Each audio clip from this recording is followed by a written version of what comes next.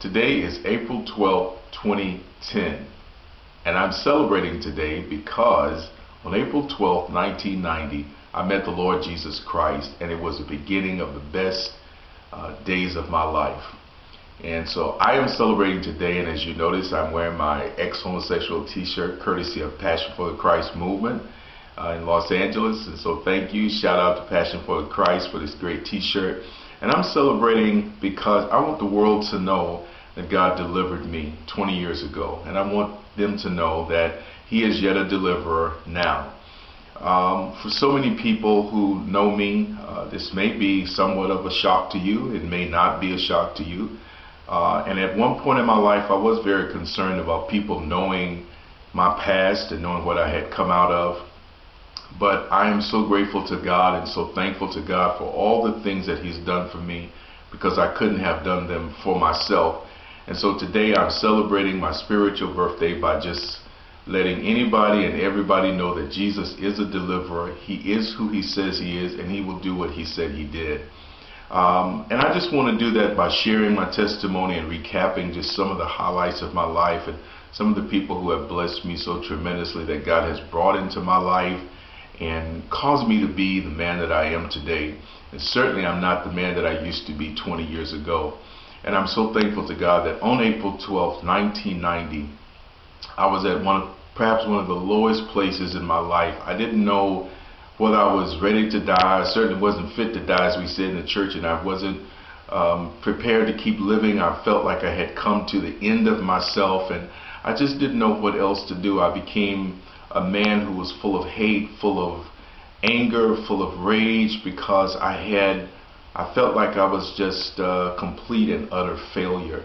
I had spent so much of my life struggling with my sexuality and who I thought I was and my identity, and I couldn't reconcile those things, and it became very conflicting for me because I knew that because of what the word of the Lord said, I knew that my feelings and my actions and the things that I desired sexually or emotionally and relationally, I knew those things were wrong, but I didn't know how to rid myself of it. I didn't know how to fix those things. I didn't know how to separate myself from it because it felt like it was such a part of me. It felt like it was a natural part of me.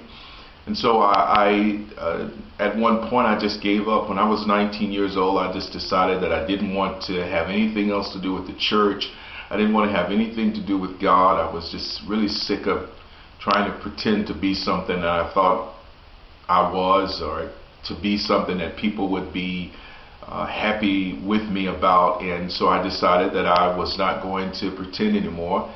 And at the age of 19, I left the church. I left whatever relationship I had with God. I left it all behind, and I decided that I would, pursue my homosexuality or my feelings, and I would be happy because I felt that I wanted to be happy, and I felt like I deserved that after so many years of struggle and so many years of trying to deal with this issue with no help. And I just felt like it was just time for me to let it all go.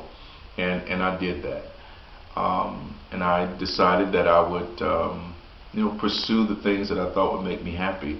I went to my first gay club in Waco, Texas, and it was such a experience. It was such, it felt like I was at home. It felt, when I saw people who I saw were like me, I felt like it was just something that I had been missing all my life. And I quickly began to immerse myself in gay culture and gay lifestyle, and with gay friends and all those types of things. And I just wanted to, to be happy. And I think that's what anybody wants, is really just to be happy. But I found out, after pursuing that for 11 years with, those of you who've been in that, it's all about the sex and the parties and the clubs and the friends and the being seen and all these types of things.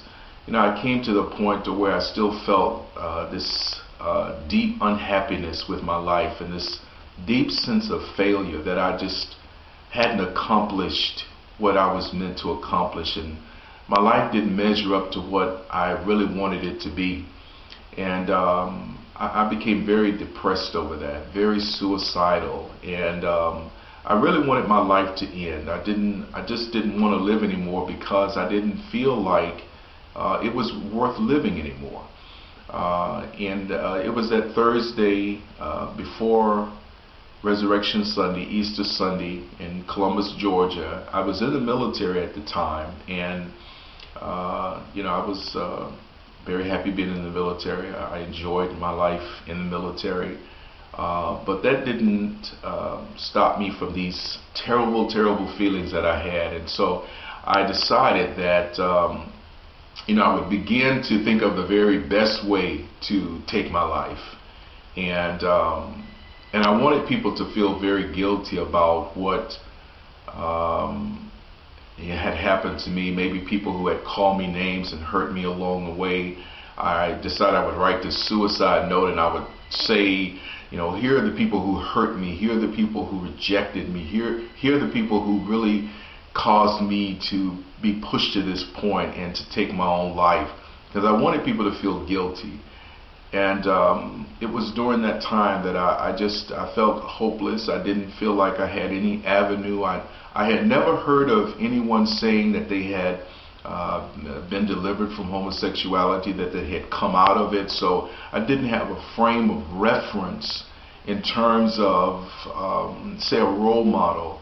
And so in my mind, I felt hopeless. I felt like all the doors were closed to me changing this part of myself that, sometimes I did want, sometimes I didn't want, but I didn't know how. I just didn't know how to fix it.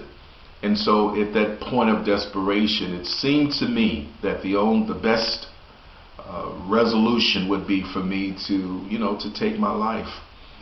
And it was on that day that this very stunning thing happened to me. I had come home after work, and I sat down in my living room, and I lived in a little gray trailer right off Casita Road in Columbus, Georgia. And I had come home from work, and I sat down in this chair in front of the television. I was just so depressed. It was a depression that just wouldn't lift. It was like a dark, heavy, heavy cloud.